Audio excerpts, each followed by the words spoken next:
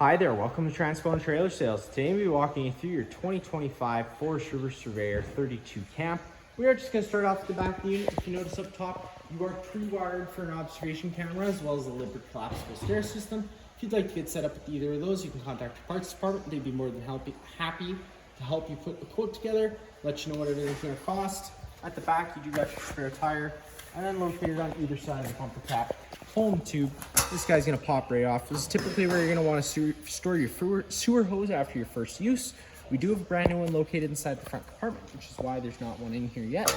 But that's typically where you'll want to store it after your first use. Just helps keep as much smell out of the unit as possible. You got your stabilizer jacks. You do have stabilizer jacks on all four corners of the unit.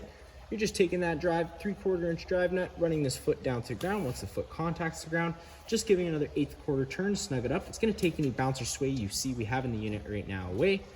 An additional couple notes to that, they are stabilizing jacks, they're not leveling jacks. Please don't try and use them as so, you do run the risk of bending them. Same goes for if you are using an impact, just keeping in mind how much torque you're putting on them. You don't want to bend them at all. Coming a little further up on the driver's side of the unit, get your standard 50 amp twist lock power connection. You're just taking note of that silver strip there. It lines up this silver strip on this side, pushing that firmly into place, 8th turn to lock it in. And then you got that threaded collar to really lock it down. If you follow that cord back, you do have your standard 50 amp plug end. Now, a lot of campsites may not have 50 amp service, which is why we do include that 30 amp dog bone adapter. But because this unit is equipped with 2 air conditioners, if you're going down to 30 amps of power, you can only run one at a time. So just be mindful whenever you are using that. And just keeping in mind only 1 air conditioner at a time if you're on a 30 amp service. But if you're on a 50 amp service, you would be able to run both at the same time. Once you plug that in, you get that green light telling you have a successful power source. The red light will tell you your source of power is bad and it's not a problem with the trailer. 30 amp plug end on the other side, standard campsite end. Most campsites should have that. If they don't, or if you have the unit at home on the driveway and you want to plug it in, we do also include a 15 amp park adapter. Just keep it in mind with that 15 amp park adapter on there, which is also in your starter kit. You're not going to be able to run any air conditioners. It really is just going to be to run your fridge and your lights, charge up your battery, and that's going to be about it. City water connection, so if you're at a site with service, you can thread a garden hose in there, turn it on. It's going to pressurize all those lines without the needing to run your water pump. Cable satellite inlet, of course. And coming a little bit more further down the unit. Taking that sewer cap, twisting it off. You're just taking note of those 2 notches there. Your sewer hose is going to have the same notches. They just line up with the other side here. Click, lock into place. You got your gray valve and your black valve. You always want to empty your black valve first. This is going to be your dirtiest water filled from your toilets. Then you can go behind that with your gray valve. Typically a little cleaner water filled from your sinks and your showers. Black tank flush, whenever you're using that, very important you read the caution sticker. Always making sure you do have your black tank valve open and the sewer hose connected. Failure to do so, if you're pushing pressure inside the tank, that pressure's got nowhere to go. It could expand the tank to the point of cracking. So of course, being mindful of that whenever you are using it. Get your fresh water connection, taking that cap, twisting it off. If you're out boondocking, your campsite doesn't have water, put a garden hose in there, turn it on. That's what's going to be what fills your fresh tank. Even if you got a siphon system of some sort, you could do that as well. Get your fresh water drain right down below. Obviously with that open, it's going to drain all the fresh water out of the tank. Closing it off, closes the valve. No water's going to leak out. You get your hot service port for your hot water heater. Taking that tab, pulling, swinging it out. Power button over here sends power to the switchboard inside. I'll go over that once we get there. Your standard tankless water heater. If you've had a camper before, you probably had a tanked water heater, in which case when it came time to winterization, there's bypass valves you have to worry about. With this guy, it is the total opposite. There's no bypass valves you have to worry about. And if there are, you don't touch them, you leave them. Reason being, this doesn't have a tank inside of it. There's just copper lines that run in a circle, big flame in the middle. That's what heats your water. If you don't run any antifreeze through here, it's a good chance it's probably going to crack. And even once you run your antifreeze through it and you're completely done your winterization process, cracking this pressure relief valve and leaving it cracked open for the duration of winter. That way that antifreeze does have a place to go. Whenever you putting this in place, making sure you do get that rubber donut nice and lined up, and click it and lock it into place, leaving that rubber donut lined up so that you're evacuating the heat and the heat's not building up and melting anything. Flipping this guy open, This is where you're going to get access to your water pump for winterization. There's just a screw in each corner, 4 screws, pull this whole panel out of place. You'd find your bypass hose, which goes into your jug of antifreeze. Follow that hose back, it would take you to the valve in which you need to turn. Then right around the front, you got your battery located inside this box here. Battery disconnect switch on the front A-frame. If with it in the on position like it is now, the batteries are connected to the unit. If you were to turn it to the off position, the batteries become disconnected from the unit. And there's an added to that, if you ever get inside your unit and the lights aren't working, whenever the batteries are disconnected, it also disables the 12-volt system, so be mindful of that. Right up front, you got 2 20-pound, standard 20-pound propane tanks, and you can access them usually day-to-day needs just by loosening off these tabs, pulling them out of the way, and you can flip open the cover. But for the purpose of the video, I'll just slide it right off. So if you need to fill up your propane, this would be how you do it. Just loosening this guy off, taking the 2 lines off, bada bing, bada boom. You got your selector on your regulator valve right up front. With it pointed this way, you're obviously going to be drawing off this tank. If this tank were to go dry, just having to close this tank off, flip it over to the other side, and then you can start drawing off that tank while you get this one filled up. Power tongue jack. Power tongue jack right up at the front. Opening up this compartment door, you get the other side of that storage compartment. There is a little light on the wall there. Turning that on, it does turn on your light. You got your manual tool for your stabilizer jacks. You got your little expendable hose. I'll show you that in a second. And then you got your starter kit. Inside that starter kit, you got that 10-foot sewer hose, which I've already told you about, a 15-foot water hose, and then there's just some other miscellaneous goodies, including a 15-amp park adapter, again, which I've already told you about. Close that guy up. Moving a little further down the unit, you got your private entryway door for the bedroom. We aren't going to be entering through that door today, but it does work the same as the back, which is why I'm not going to show it to you. Pull that guy down, you can flip it down. This is where little water hose connects into. Just lining the 2 tabs on this side with the 2 tabs on that side. Once they're lined up, push, twist into place. You'd have sprayable hot and cold water outside. Nice little feature they did throw in. Just throw this back inside the front compartment for the meantime.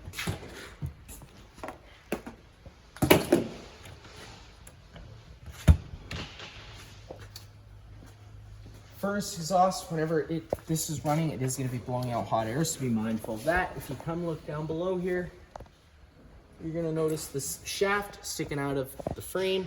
That is your slide out override. If you stuck a ratchet and wrench on there, you can manually run your slide out in or out in case of an emergency. If it were to fail for whatever reason, hopefully not, but there is a manual override there. You got your 2 low point drains, so if you're leaving the unit for a while, don't want water going stale or stagnant, cracking those guys open. Drains as much water out of the lines as possible. It's also a good measure to open those guys up once you're done winterization. Over here, propane quick connect, plumbed right into those front tanks there. So if you had a portable barbecue or something, you don't want to drag an extra tank around, you can go ahead and purchase the propane quick connect line from our lovely parts department. Again, just contacting them to get a quote, and that would allow you to be able to pull a portable barbecue around, not have to worry about the extra tank because it's plumbed right in. Now to get inside the unit, which is the best part, you're just taking that assist handle, pushing it up, folding it 90 degrees, it'll lock in place. It's going to allow you to open up the door. You have to have the door open all the way for the stairs to fold out properly. Pulling on that safety latch, start pulling the stairs towards you. They're going to start coming down. You do have adjustable feet on either side. Just having to lift this up. That'll allow you to select the correct notch, so you can have nice and level stairs for your campsite. Now, taking a step on inside, first thing you notice off on your left is that fire extinguisher. Pretty simple, just like home, where you pin and shoot. Now, over here, you're going to see on the wall here, it's where your main panel is. You got an awning LED switch, turning that on, turns on the awning LED outside. Got the porch light, turning that on, turns a little orange light on outside as well, above the door. Then you got your interior light switch, which does turn on most of the main living space lights. Now, standing up here, you got your slide out slide out 1 and 2. Slide out 2 is going to be for the rear one there. Slide out 1 is going to be for the front one. They do both work the same way. I'll just go over them quickly once. That way I'm not kind of repeating myself. Whenever you operate a slide out, doesn't matter front or rear, always making sure you know what's on either side of the slide, inside and out. The reason I say inside is sometimes things do tend to shift during travel, and you don't want anything getting caught in that slide out causing any damage or just wrecking your motor. So always just trying to be visual whenever you are operating it, making sure it's going out nice and even and not holding up. Now you just take this button, hit it out. Slide out's going to start making its way out. Once it's at its full extension, you're going to hear the motors wind up and click.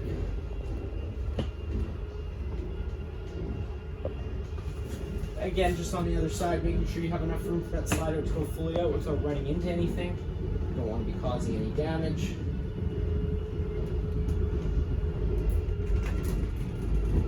You hear the motors wind, so you know it's at its full extension now. If you want it to be extra sure, just running your hand behind the slide out, making sure that rubber seals contacting the wall on both sides of the slide. You can do the same thing with the rear one too as well. The rear one's going to work the same way again, just holding the button. Whenever you are running your slide out as well, it's always good to do full strokes, either all the way out or all the way in. It's just helpful to keep the motors aligned, keeping the gear system happy, everything moving. If you have to have the quarter strokes in there, it is better.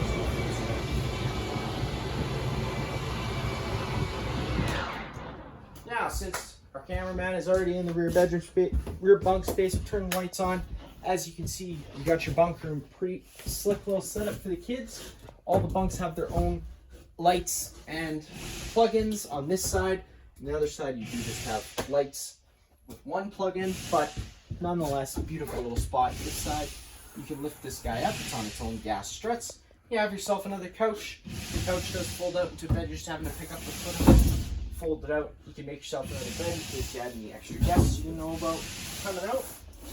Then to fold it back in, you just kind of have to grab the top of it and assist it back into place, and it folds back up. Storage all around, tons of storage throughout this unit. Whenever you're using any of the storage throughout this unit, just being mindful of drains, water lines, things like that. You don't want to be affecting any of it. You got this cool little table that does flip out. Just keep it in mind, if you notice, once we flip this out, it'll run into contact with that slide out. So always making sure that this is closed if you open it before you run your slide out, because otherwise you're going to run into it and cause some damage. It probably rip this right off the wall. Then just snaps on the bottom to snap it. Lock yourself another table, because I'll probably forget. I'm going to flip it back down. Again, you got some more plugins over here. Windows, pulling it, sliding it. They all work the same way. The same thing goes for the blinds. They just kind of sit where you leave them. And then inside this area, these bunks are fixed. And then you get your ladder to go on your other side. It is a pretty high jump for second bunk bed. So that's why we got that ladder there. But again, the ladder has to go into the stowaway space for whenever you're running your slide outs, because you don't want it running into it. And that is it for the back area here. Coming into the main living space, in this pantry here, opening that guy up, you got your own light inside here. It's on its own center push button. Now you are prepped for a washer dryer combo. If you'd like to get set up with that, just contact your parts department and they can put together a quote for you, but everything is already there for you to get set up with it. Or you got a killer pantry setup. Slide out area, all the lights, they're on their own center push buttons. They turn on individually. Blinds work the same way again. Same thing with the couch. It does turn into another bed if you needed to. Just having to pull up on the foot of it, push it down, you got yourself another bed. And then to get it back up, you just do the total opposite and fold it back into place. Then you got your little dinette spot, same thing. You turn it into another bed. You're just having to pull the feet out from underneath the tabletop here, sit your tabletop on its desired ledges. Again, you're having another bed for some more guests. Underneath, you're gonna notice you got some holes here. You can open this guy up. We left some storage underneath for you. It's a nice little feature. Keep things out of sight, out of mind. Entertainment center, pretty standard. You have a TV back in here, so if you want to mount a TV, this is where you could do so.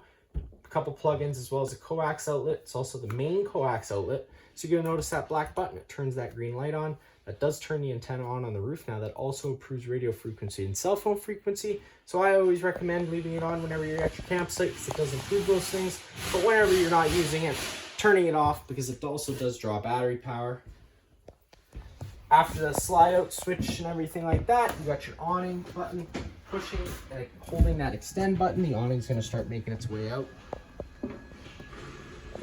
Now, unfortunately, today we won't be able to get the awning all the way out, but how you'll know the awning's at its full extension is you're going to see the back of the metal tube and the little flap hang down.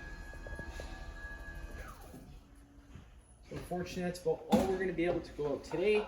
Now, whenever you have your awning out, always keeping an eye on wind speeds. Once it gets to about 5 km/h winds, you're going to want to make sure you bring the awning in, unless you're keeping a good eye on it, because you don't want to rip your fabric or bend your arms. Now, if it were to start raining, you can take any arm, front or rear, pull down at the center. It's going to change the pitch of the awning head, allowing water to now run off. Now, if you like that angle better because it allows for more shade underneath, you can do the same thing with the front arm, just making sure you do push those arms back to straight before you go to run your awning in. That way, again, you just don't bending anything. And one last thing I did forget to mention on the outside here is you really just one flap. Whenever you get to your campsite, making sure you open that guy up. So you're evacuating those fumes as you need, and then whenever you're not using it, clicking it into place with the little rubber tabs. That's just going to stop any excess dust from getting inside the unit during travel. Turn your awning in, pretty simple. You're just holding again the retractor, make sure it rolls the right way in, and once the arms contact the side of the trailer, the motor is automatically cut out and you're done. Now, if you do happen to have to roll in this awning while it's wet, always making sure you do roll it back out at your next earliest convenience to allow it to dry. That way you don't accelerate the growth of mildew. Storage all around, again, just being mindful of drains and water lines, things like that. Get the fridge access here, opening up this guy. Fridge and freezer combo. Controls for the freezer are up top. Control for the fridge is down below. Power button, pushing and holding it. Turns the fridge on or off.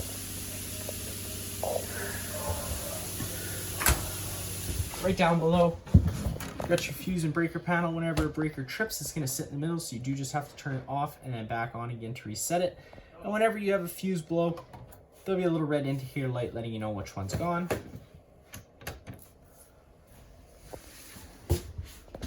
Now, I'm going to take you back around to the front because I do believe I forgot to turn on the propane.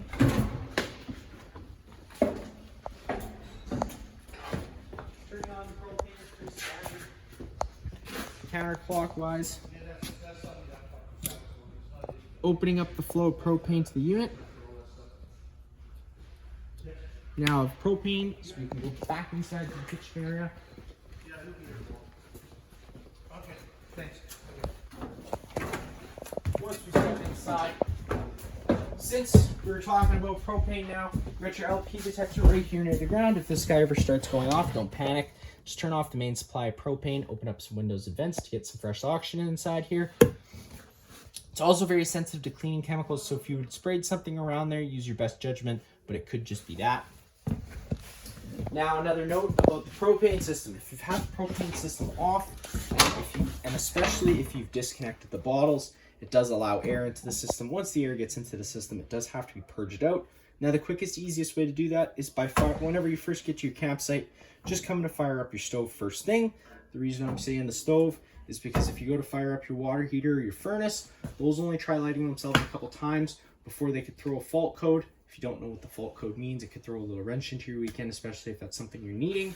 So we try to eliminate that frustration, just telling you people to fire up their stove first thing whenever you are firing it, always being careful and running the range hood whenever you're using it. That way you're evacuating those propane fumes inside. Whenever you're priming it, turning it over to the high/light button option and hitting that igniter. Now, it did fire up pretty quickly today just because I already had the system running earlier, so there's no air in the lines. Sometimes it can take a few minutes, so just being patient with it. And if you have the gas on, always making sure you're hitting that sparker every few seconds. That way you don't have a buildup of gas and lose eyebrows or eyelashes, because I don't know about you guys, but I definitely like keeping those, and I'm sure you do too. So again, just don't want any buildup of gases. Sometimes it'll go out. You just have to be patient with it. but eventually it will fire up. Sorry about that, excuse me. Turn that all off, that's all done. If you've been using it for a while, you're gonna want to allow it to cool down before you flip the glass cover down. And of course, because it's a glass cover, just being careful with it. You don't want to smash it. Microwave up top, pretty much just like home, not much I'm gonna show you. Yeah, storage all around, sink, hot and cold water. Now up on the wall here, so where you're gonna find your solar controller. Now I'm gonna recommend going over the owner's manual because there's a bunch of different settings you can get into and they get really in depth. We do currently have it set up for your basic charging needs. If there's sun outside, it's gonna be applying a charge to your battery. And of course, that's gonna depend on the amount of sun that's out. It's gonna depend on how much of a charge you're getting to your battery. And one thing with solar panels, you're always gonna wanna go up there every once in a while to make sure they're clean and not all dusty and dirty. That'll affect the charge as well. But again, just going over the owner's manual, we got it set up for your basic needs right now. Right down below, you got your first thermostat. Now this thermostat's going to control the furnace solely. Pushing the button on, turn it over to the heat option, hitting enter. It's pretty hot outside, so I'm not going to fire it today. It would then fire up the furnace. You set your desired room temperature. It's going to heat it to that temperature. It does only have one fan speed, and of course it's propane. So again, if your LP detector starts going off in the middle of the night, you're gonna wanna make sure you open up some windows and vents, turn off the heat, just to allow some fresh oxygen inside of here. And then you got this remote on the wall here. Now this is gonna be your thermostat / controller for your front air conditioner. Works pretty standard. You get your different mode options, dry, heat, which it doesn't have a heat pump built in, so you won't be worrying about that at all. Fan, so that will be just moving air around using this. There's no heating or cooling involved. And if this were to die, of course, you have all the other controls up on the unit itself. This little, you're going to see this piece disconnects. There is a little filter inside there that sometimes has to be blown out with cold compressed air. It's the intake, so it tries to filter out some particles, or you can set it on auto so it'll kick in and out depending on what it thinks it needs. Cool. So when the air conditioning takes effect, you got your different temp selections. You can go up and down to change your set room temperature. Turbo, which is a crazy fan mode that blows a lot of air. Change the fan speed with a press of a button. I do recommend leaving on auto because then it becomes an on-demand system. It'll kick in and out as needed depending on what you have your room set to. Or you can run it on high or low, but that is going to run full-time regardless of what you have the room set to. And then just a bunch of different other options. LED. Turn it on, some LED stuff here. Power button to turn it on. You do have to be pretty close for it to work. You're gonna want to hear that beep, and you're gonna see it does fire right on up. And we're on cool, so it's gonna start blowing cold air. Now, you're gonna notice your vent output. This is the only vent output this air conditioner has. It swings. You can turn the swing off by a press of a button. I like having the swing on. It helps move air around more throughout the unit. Power button to turn it back off, and then it'll automatically suck up that vent. Really cool thing. If you're gonna run with this here. Now you're gonna notice you got some sliding doors in this unit. One or two being here. You got one here, one there. You got 3 total. Always making sure that you always latch your travel straps whenever this unit is rolling around. You don't want these sliding freely like they can once you undo it. You don't want it sliding freely. It's going to cause damage if it's not latched. So always making sure you got those travel straps latched. That way it's not going to be slamming back and forth, causing damage. Light switch on the left for the bathroom. You got your standard bathroom hook up on the thing here. You got your vent lid counterclockwise all the way to open it up. You're going to see once you open up that vent lid. Now, if you were to forget that open while traveling, there is a risk that you could damage the vent lid, and we don't want that. So making sure you have all of them closed before travel. And if it were to start raining, it's going to get pretty wet inside of here if you have it open. Unless, of course, you went with max air covers. We do sell them here at the shop. It's a cover that goes over top of this vent. It's going to protect it while traveling in case you left it open. And of course, it's going to stop rain from getting inside here. If you'd like to get set up with that, just contact your parts department and they can put together a quote for you.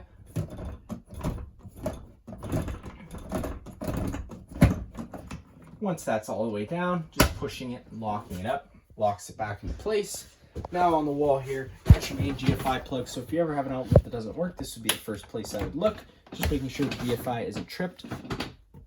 Then you got your monitor panel system. So if you hit the button, it's going to tell you the corresponding level of the tank or the battery, of course. C is charging. We're plugged in, so it is charging. Water pump switch, turning that on, does draw water out of your fresh tank. Then you got your water heater switch. So once you turn the switch on outside, which I've already told you, hit this switch on, and then it turns it on. Up or down at any time to change your set temperature. And then you got your Celsius Fahrenheit button. Change it with that easy. Power button, turn it off. I do recommend just using this switch to turn it on and off. It just makes things a little bit easier. And then last but not least, taking a step on into the bedroom. Power switch on the left. Again, you have another TV backer here in case you were to want to get a TV inside this main living space. Plug in and coax outlet. You got your fire exit, pretty standard. Pull the tab, the whole screen's going to pop out of the way. And then you can take your handle, push it up, pop on out of the unit.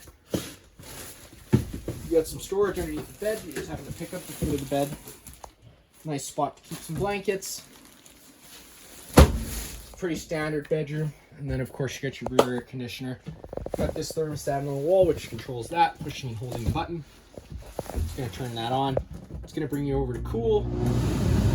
Now these louvers here, you can open them and close them, but because there's no ducting throughout here, always try and have them at least half open and hold your fan speed.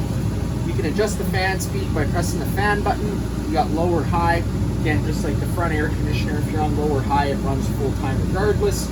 You turn it over to A, it becomes an on-demand system, so it'll kick in and out as needed, depending on what you have the room set to, up or down to change that. And then you got heat, which isn't hooked up to anything. And then you got your fan speed, so that'll kill the air conditioner. You're just moving air around using that air conditioner. And then dry, which is a dehumidifying mode. It's going to try and take as much moisture out of the air as possible. Power button to turn that back off. Now that is going to be it for this unit here. If you have any other questions, feel free to give us a call.